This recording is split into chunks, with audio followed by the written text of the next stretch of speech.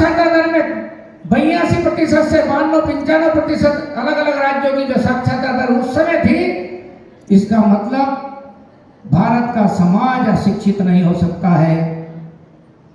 तीसरी बड़ी बात जो फैलाई गई है, हम गरीब देश थे, जहां भुखमरी थी, भुखमरी है, ऐसे तरह तरह की गालियां हमारे देश को बकने की जिन लोगों ने कोशिश की, उनके लिए मैं कहना चाहता हूं और आपसे भी ये बात कहना चाहता हूं कि जरा तुलनात्मक अध्ययन करिए। क्या कोई गरीब के घर में कभी डाका डाला है? किसी गरीब के घर में कभी चोरी हुई है? या आपको निर्णय करना है, मैं नहीं कह रहा हूं। और यदि गरीब के घर में डाका नहीं डलता है, गरीब के घर में चोरी नहीं होती है, जब अमीर होंगे, जब संपन्न लोग होंगे, वही डाका डलता है। जब गरीब देश तुम लिख गए तो मेरा कहना है कि फिर ईसा के 550 साल पहले से इस देश को लूटने के लिए लुटेरे दुनिया से क्यों आए? यदि गरीब की झोपड़ी होती भारत, तो क्यों दुनिया के लोग भारत को लूटने आते?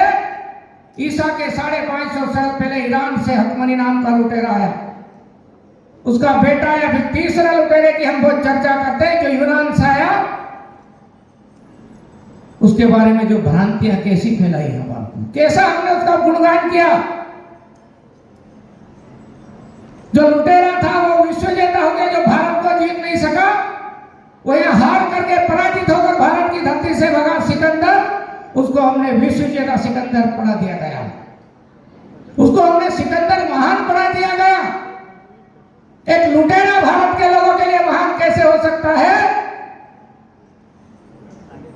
आगे आते हैं शकुन, मुगल, अंग्रेज, ये क्यों आए थे?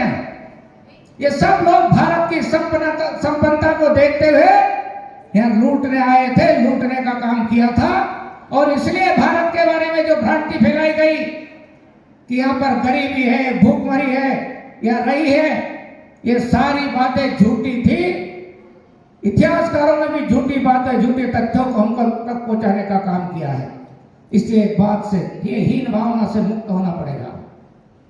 हमारे पूर्वज अशिक्षित नहीं थे, अशिक्षित बनाया गया था, क्योंकि हमारी भाषा में जो शिक्षा दी जाती थी गुरुकुलों में, वो सारे संस्थान एक साथ बंद किए गए थे।